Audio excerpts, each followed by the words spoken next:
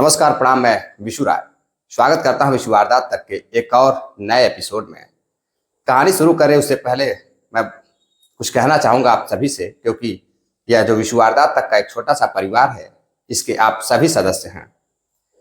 कुछ सदस्य बिहार की एक कहानी थी, उस पर कुछ अभद्र भाषा में कमेंट किया गया था, तो मैं उन साथियों से कहना चाहूंगा, मैं सभी से नहीं, क्योंकि कुछ ही लोग ऐसे होते हैं परिवार में जो काफी नासमझी कर देते हैं।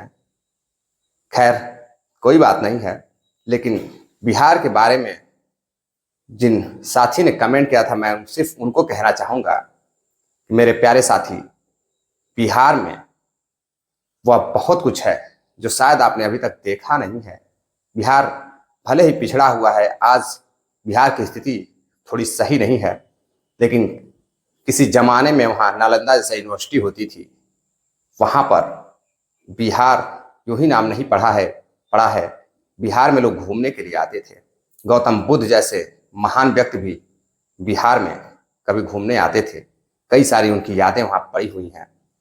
बिहार से ही हमारे प्रथम राष्ट्रपति राजेंद्र प्रसाद जी थे, जयप्रकाश नारायण जी थे। तो बिहार एक बहुत ही मूल्यवान धरती है।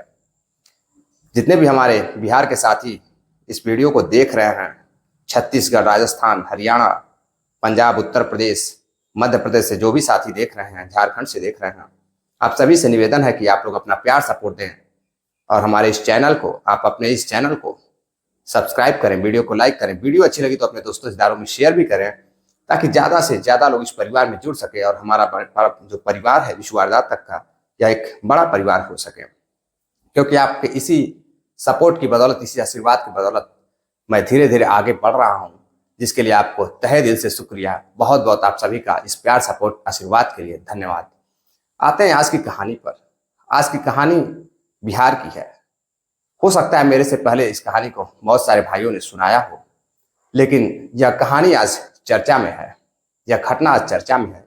इसलिए मैं इस घटना को आप सभी के सामने अपने अंदाज में प्रस्तुत करने आया हूँ। आज की जो कहानी है, बिहार के एक जिला पड़ता है बिहार में, गोपालगंज। गोपालगंज जिले के अंतर्गत एक थाना लगता है, जादवपुर थाना। जादवपुर थाना के अंतर्गत एक गांव आता है, बरईपुर गांव।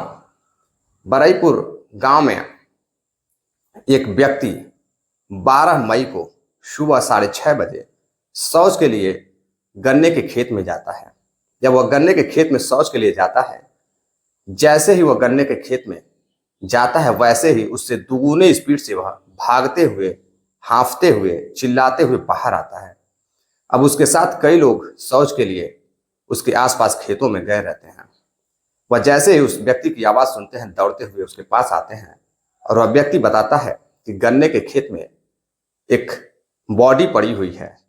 काफी उसके शरीर से खून निकल चुका है, खून जमा हुआ है। गांव के जितने भी साथी उसके साथ शौच के लिए गए रहते हैं, वह दौड़ते हुए उस गन्ने के खेत में जाते हैं और जब बॉडी को देखते हैं तो वह बॉडी, वह लाश एक नए युवक की रहती है और उसके शरीर पर, चेहरे पर काफी सारे निशान रहते हैं, किसी धारेदार हथियार के। काफी खून जमा रहता है। उसमें से एक व्यक्ति पुलिस को फोन करता है, जादवपुर थाने पर। जादवपुर थाने की पुलिस जैसे ही सुनती है कि गन्ने के खेत में एक बॉडी मिली हुई है, वह फौरन ही अपने टीम के साथ उस खेत में पहुंचती है। उस खेत में जाने के बाद सबको वहां से साइड करती है और उस बॉडी को लेकर पोस्टमार्टम के लिए भेज देती है और उसका फोटो खींच लेती है। आसपास के लोगों से पूछताछ करती है, जितने भी आसपास गांव थे, लेकिन कोई भी उस व्यक्ति को पहचानता नहीं था। सभी लोग उसको पहचानने से इनकार कर देते थे। पोस्टमार्टम होती है तो पता चलता है कि लड़के का जो है पहले गला घोटा गया था किसी चीज से, उसके बाद कई बार चाकुओं से प्रहार किया गया था, जिससे काफी खून बहने से उसकी मृत्यु हो चुकी थी। खैर, पुलिस अब आसपास के थानों में उस फोटो को भेजती है पहचान करने के लिए, और सभी थानों में सोशल मीडिया पर, व्हाट्सएप ग्रुप पर वह फोटो शेयर करती है और सभी से यह जानकारी चाहती है कि किसी के घर से कोई व्यक्ति 12 तारीख को या 11 तारीख को गायब तो नहीं हुआ था। कोई ऐसा रिश्तेदार जो आने वाला था, अभी तक नहीं आया। काफी घंटे बीत जाते हैं। 12 तारीख को बॉडी मिली थी, 13 तारीख आ जाती है, लेकिन पुलिस को कहीं से कोई सूचना नहीं मिलती है। पुलिस को लगता है कि हो सकता है यह जो बॉडी है किसी परिवार के सदस्यों ने या पूरे परिवार ने ही इस व्यक्ति को मारकर खेत में फेंक दिया था। हो सकता है वह परिवार जानबूझकर पहचानने से इनकार कर रहा है, कोई शिकायत दर्ज नहीं कराई हो। पुलिस बहुत छानबीन करती है, तलाश में लगी रहती है, लेकिन कोई भी जानकारी नहीं मिलती है।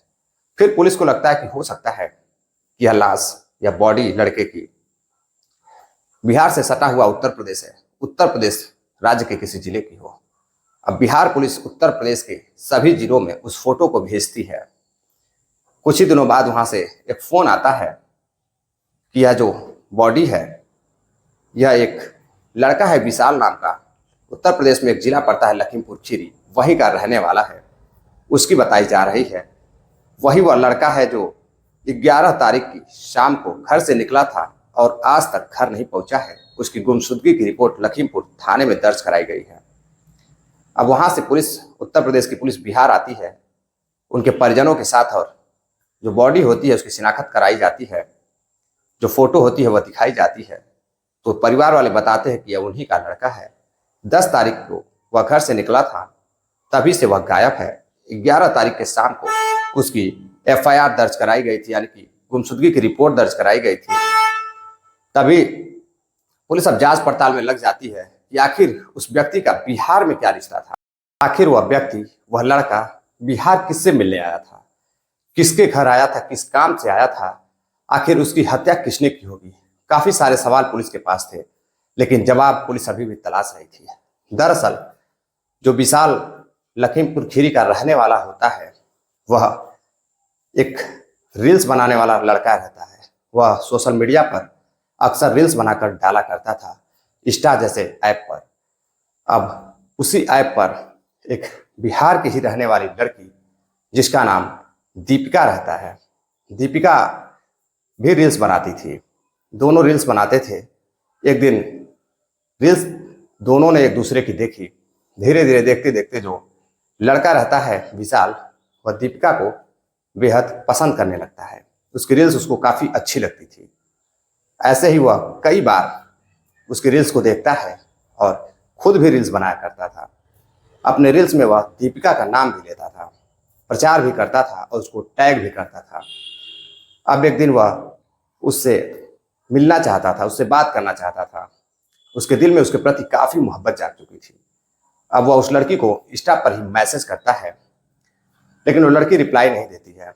एक दिन जब लड़की रील्स डाल रही होती है, तभी वह देखती है कि किसी ने उसको मैसेज किया है और वह मेंशन किया है। फिर उस लड़के के रील्स को वह देखती है और काफ़ी पसंद करती है। धीरे धीरे दोनों में बातचीत शुरू हो जाती है।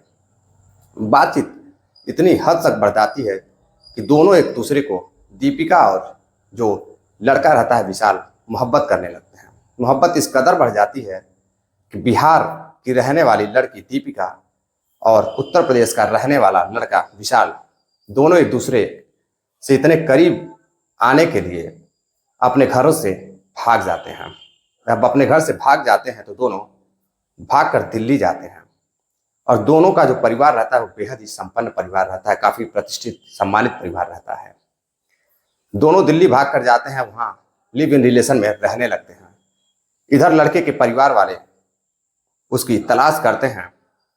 तभी किसी दोस्त से पता चलता है कि वह किसी लड़की के साथ भागकर दिल्ली गया हुआ है। लड़की के घर वाले भी, जब लड़की शाम तक घर नहीं आती है तो उसकी गुमशुदगी की रिपोर्ट दर्ज कराते हैं। पता चलता है बाद में कि लड़की किसी लड़के के साथ भागकर दिल्ली चली गई है। अब घर वाले काफ़ी परेशान रहते हैं, चाहे वो लड़की के घर वाले हों चाहे लड़के के घर वाले हों। परेशानियां दोनों घर वालों के चेहरे पर साफ नजर आ रही थी। सम्मान की बात थी, इज्जत की बात थी। दोनों अपने घर पड़े रहते हैं। न लड़की के घर वालों को पता था कि वो किसके साथ भाग के गई है और न लड़के के घर वालों को पता था। इसी बीच लड़का और लड़की दिल्ली के एक मंदिर में शादी कर लेते हैं। शादी करने के बाद दोनों लिव इन रिलेशन में रहने लगते हैं। कई महीने रहने के बाद लड़की एक दिन अपने घर आती है बिहार। दरअसल जो लड़की होती है वह पास का ही एक जादवपुर थाना के अंतर्गत एक मसान गांव था, उसी गांव की रहने वाली थी। उसके घर में उसके माता पिता, उसका एक भाई रंजीत कुमार, जिसका एक और नाम भी है, उसका नाम सर्वेश है। सर्वेश काफी जवान लड़का रहता है, पढ़ाई लिखाई भी करता रहता है और अपने क्षेत्र का जाना माना लड़का रहता है। अब वो अपने घर आती है तो घर वाले उस लड़की को देखकर काफी नाराज होते हैं, लेकिन फिर लड़की बताती है कि वह उस लड़के के साथ रिलेशन में रहती थी, वह एक लड़के को पसंद करती थी जिसके साथ वह भाग के गई थी। लड़का बेहद सुंदर है, हैंडसम है, दोनों एक दूसरे से शादी भी कर चुके हैं। जैसे यह बात लड़की के घर वाले सुनते हैं, पहले तो परेशान होते हैं, फिर कुछ दिनों तक कोई भी उस लड़की से बातचीत नहीं करता। अब धीरे धीरे फिर परिवार वाले बातचीत करने लगते हैं, लड़की से काफी खुश रहते हैं। अब बात होती है कि लड़की और लड़के एक दूसरे से शादी भी कर चुके हैं, तो क्यों ना लड़की की शादी विशाल के साथ कर दी जाए। लड़के लड़की आए दिन फोन पर बातें किया करते थे। जो भाई होता है वह प्लान बनाता है कि पास के ही एक माँ दुर्गा का मंदिर है, वहीं पर उस लड़के को बुलाकर, उसके परिवार वालों को बुलाकर शादी कर दी जाएगी। अब एक दिन जो लड़का रहता है वह विशाल को फोन करता है और विशाल को फोन करके अपने गांव आने के लिए कहता है, शादी के लिए, शादी की बात करने के लिए। जो विशाल होता है वह अपने घर वालों को कुछ भी नहीं बताता है, चुपचाप वहां से ट्रेन पकड़ता है और बिहार पहुंच जाता है। जब बिहार के वह एक जगह पड़ती है, जादवपुर के ही अंतर्गत जगह आती है, वहीं वह पहुंचता है।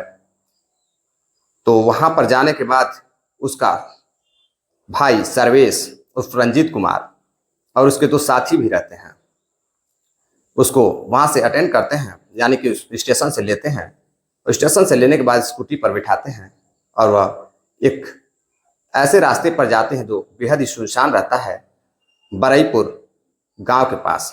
वहां ले जाने के बाद तीनों विशाल को पटक देते हैं और पटकने के बाद उसका मुंह जो है गमछे से बांध देते हैं। उसके बाद जो एक उसका दूसरा साथी होता है वह चाकू निकालता है और एक के बाद एक कई वार करता है और उसको घायल कर देता है। फिर उसका भाई गुस्से में उसका गला दबा देता है, जिससे उसकी मृत्यु हो जाती है और वह गन्ने के खेत में फेंक कर तीनों फरार हो जाते हैं।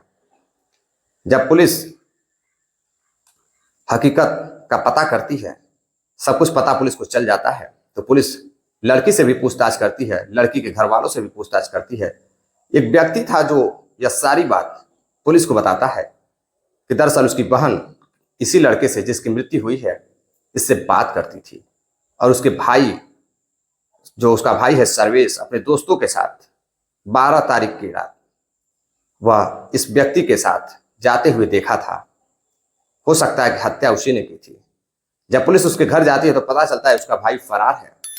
खैर, उसके जो दोनों दोस्त होते हैं वह पकड़े जाते हैं और उन दोनों ने इस जुर्म को कबूल किया कि उसने ही विशाल का मर्डर किया है और जो लड़की का भाई है वह फरार है।